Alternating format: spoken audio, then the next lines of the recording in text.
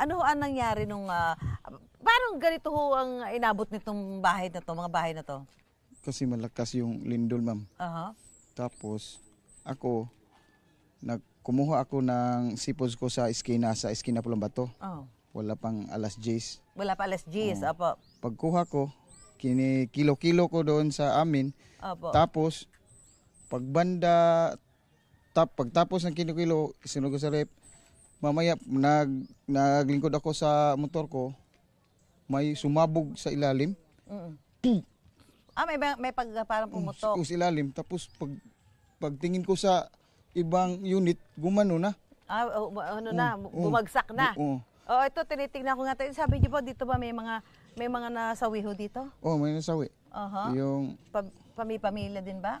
pamilya, yung ina, dalawang anak niya, babae. Aakalain mo nga, di ba, Benji, pagka tinignan mo dito, aakalain mo na ano to yung akala ko parang isang palapag lamang. Yung pala may second floor ito. Oh, may second floor. Yung iba may second floor, yung iba wala na. Pero pa nakita natin ho talagang ganyan, no, halos lumapat na yung bubong. Oh, kasi malakas ang aftershock eh. Hindi yan. Sige, so parang pag nag-aftershock. Oh, malakas yung aftershock.